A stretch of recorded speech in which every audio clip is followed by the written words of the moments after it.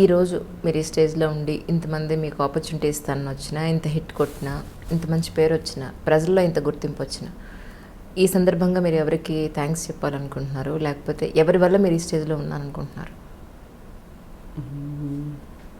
అంటే ఎవరికంటే ప్రేక్షకులకే అండి థ్యాంక్స్. ఎందుకంటే చాలామంది సినిమా లేదా డైరెక్టర్ గారు నా కోసం కూడా సినిమా చూసిన వాళ్ళు కొంతమంది ఉన్నారు, వాళ్ళకు కూడా థ్యాంక్స్ చెప్తాను నేను. ఫైనల్గా సినిమా చూసి అంటే మేము అనుకున్న దాన్ని ఇది చేస్తూ అంటే క్రిటిక్స్ రివ్యూని పట్టించుకోకుండా లేదు మేము అనుకున్నదే వచ్చిందని చెప్పి ప్రేక్షకులంతా దాన్ని ఇది చేసినందుకు ప్రేక్షకులకి నేను థ్యాంక్స్ చెప్తాను నేను. అంతేనంటారా? అంతేనా? ఇంకా పెద్ద ఆన్సర్ ఎక్స్పెక్ట్ చేసిరా? ఇన్ని చెప్పారు, అమ్మ గురించి ఏం చెప్పలేదు. మా అమ్మ గురించా? అంటే ఎట్లా చెప్పారు, మిమ్మల్ని ఎలా భరించారా అని. అట్లనా? తిట్టేది మా అమ్మ ఇప్పుడు నన్ను, ఎన్ని పూజలు చేసి కొట్టినావు అని చెప్పి ఫన్నీగా తిట్టేటారు నన్ను. ఓకే. బట్ నాకు కోపం వచ్చి అంటే నాకు కోపం రాదనమాట ఎప్పుడు. అయ్యో, నాకు అర్థమైంది. వస్తే మాత్రం మామూలుగా ఉండదేమో. లేదండి, రాదు అసలు. ఇప్పటివరకు ఎక్స్పీరియన్స్ చేయలేదు నేను లైఫ్లో కోపం అనేది. సో ఎలా ఉంటారండి బాబు? సో ఎంత తిట్టినా నవ్వేటోని నేను. మా అమ్మనేమో నేను సిగ్గులేదు ఇంత కూడా అని చెప్పి ఇంకా తిట్టేవాళ్ళు నన్ను. సో నాకేమో నవ్వు వస్తూ ఉంటుండే అంతే. అమ్మ తిడితే మీకు నవ్వు వచ్చింది? ఎవరు తిట్టినా కానీ కొంచెం. అవునా? అసలు కోపం రాదు. సరే, లవ్ స్టోరీలు ఉన్నాయండి? లేవండి. అబద్ధం ఈ మొహంలో చెప్తోంది, తెలుస్తుంది నాకు. అప్పుడెప్పుడో ఉండొచ్చు, నాకు తెలిసి చిన్నప్పుడు 10th ఇంటర్మీడియట్ అది కాదు, ఇప్పుడు సీరియస్ లవ్? ఇప్పుడు ఏం లేదండి, లేదు. ఓకే. సో ఎలాంటి మ్యారేజ్ చేసుకుందాం అనుకుంటున్నారు? లవ్ మ్యారేజా, arrange marriage? Register marriage. Register marriage అంటే పెళ్ళి ఎలా చేసుకుందామని కాదు నా ఉద్దేశం. ఏ సాంప్రదాయం ప్రకారం అంటలేదు. ప్రేమించి పెళ్లి చేసుకుంటారా లేకపోతే? తెలియదండి, అంటే క్లారిటీ లేదు పెళ్లి మీద. పెళ్లి చేసుకోవాలా, సింగిల్గా ఉండాలని చెప్పి. సో చూడాలి ఇంకా. ఓకే, ఇంకా క్లారిటీ రావాలి. నాగార్జున గారిని అడగపోయారా ఒక మాట? ఎంత మీ గురువు గారు కదా.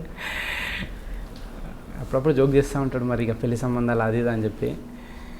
నేనేం మాట్లాడా ఎక్కువ. అసలు మీరు నరేషన్ ఎలా ఇచ్చారు ఆయనకి? ఒక మాట చెప్పండి. నరేషన్ ఇట్లా కెమెరాలు ఉన్నాయి కాబట్టి బాగానే ఫ్రీగానే ఇచ్చింట. అచ్చా, ఇక్కడ కెమెరాలు ఉన్నాయి కాబట్టి ఇప్పుడు మాట్లాడట్లేదు, అక్కడ లేదు కాబట్టి ప్రశాంతంగా మాట్లాడారు. ఓకే. సో మీతో ఇంటర్వ్యూ అంటే ఒక మామూలుగా నేను వచ్చేసి ఏ పెన్ కెమెరానో లేకపోతే కాలర్ కెమెరానో పెట్టుకుని వస్తే ప్రశాంతంగా మీరు మాట్లాడతారు. ఇప్పుడు వీళ్ళంతా అంటే యంగ్స్టర్స్, మీకు బాగా ప్యాచప్ అయిపోయింది కాబట్టి మీరు నెరేషన్ ఇచ్చినా ఎలా ఇవ్వకపోయినా వీళ్ళందరూ హ్యాపీగా ఫ్రెండ్స్లా కలిసి పని చేసుకున్నారు. అవునండి, అవును. మరి మీ నెక్స్ట్ పెద్ద స్టార్ దగ్గరికి వెళ్ళినప్పుడు మీరు నరేషన్ ఇవ్వాలి కదా. మరి నాకు నరేషన్ మంచి ఎనర్జీ ఇస్తాను అండి. నేను నరేషన్ బాగా ఇస్తాను. నేను ఈవెన్ సురేష్ బాబు గారు కూడా అంటారు అనమాట, నరేషన్ చాలా బాగుంటుందని.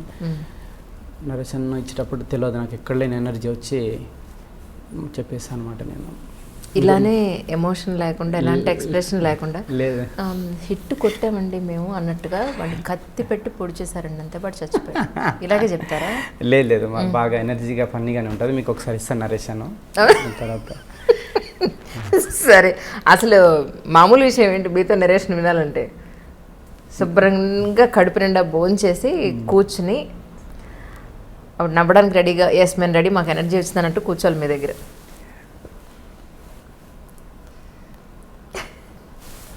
నిజంగానండి, నిజంగా. అంటే మీతో ఎవరు అనలేదా ఇన్ని రోజుల నుంచి?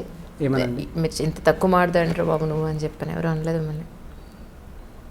అంటే నా గురించి తెలియని వాళ్ళు చాలామంది అన్నారు. తెలిసిన వాళ్ళు అన్నారు కదా.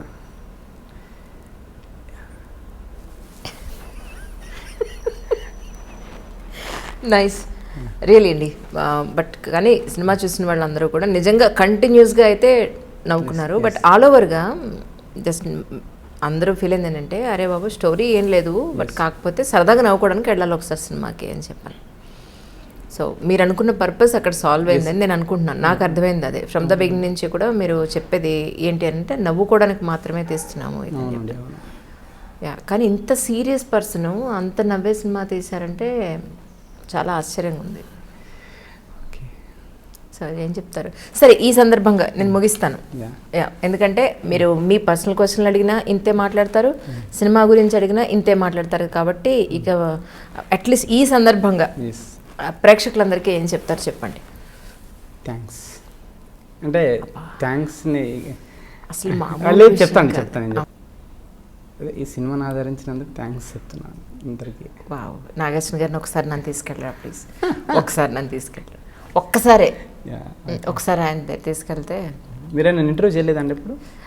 లేదు సార్, యాక్చువల్లీ వాళ్ళ మదర్ నాకు మంచి స్నేహితులు. ఓకే. మేడం ఉన్నారు కదా గైనకాలజిస్ట్, ఓకే. మాకు ఈటీవీ ప్రోగ్రామ్కి చాలా రెగ్యులర్గా వచ్చేవారు ఆవిడ. ఓకే. అలా నాకు పరిచయం, డాక్టర్గా మంచి పరిచయం ఉంది. ఓకే. ఆ తర్వాత తెలిసింది మేడం వాళ్ళ అబ్బాయి డాక్టర్ గారు వాళ్ళ అబ్బాయి మహానటి తీశారని చెప్పి. ఓకే. బట్ ఈసారి తీసుకోవాలని అనుకుంటున్నాను. నాకు పిక్చర్ ఒక ఇంటర్వ్యూ ఆయనతోటి ఫస్ట్ నేను అడిగే క్వశ్చన్ అంటే ఈయన ఎక్కడ దొరికారు మీకు, ఆయన ఎలా అర్థం చేసుకున్నారు మీరు, ఒక్క మాట నాకు చెప్పరా అని అడుగుతాను. ఓకే. ఎవరైనా ఓకే అంటే చూడండి, అసలు మిమ్మల్ని పెళ్లి చేసుకునే అమ్మాయి మాత్రం ఓకేనా, పెళ్లి చేసిన మీకు బాగా పరిచయమైన వ్యక్తులతో ఒకసారి మాట్లాడించండి, మిమ్మల్ని అర్థం చేసుకోవడానికి ఈజీగా ఉంటుంది. నిజంగానా? నిజంగా అండి. అంటే నిజంగా కెమెరా ఉందనే మాట్లాడటం లేదా? లేదండి, మేబీ కొత్త బేసిక్గా ఇంతే. మేబీ కొత్త వాళ్ళంటే కొంచెం ఇంటరాక్షన్ తక్కువ ఉంటుంది కదా, కొంచెం అలవాటు అయితే. ఓకే. సో నేను పరిచయం లేదు మీకు? అవునండి, అవును. మీరు వీడియోలోనే చూస్తారు కానీ డైరెక్ట్గా పరిచయం లేదు. సార్ మీరు కూడా నాకు పరిచయం లేదు సార్, ఇదే మీ వీడియోలు కూడా నేను చూడలేదు, మిమ్మల్ని ప్రత్యక్షంగా పరోక్షంగా అన్నీ ఇప్పుడే చూడడం. అంటే మీ జాబ్ కదండి ఇది, ఎదుటి వాళ్ళని. ఓకే. బట్ నాకు అలవాటు లేని పని కదా, సో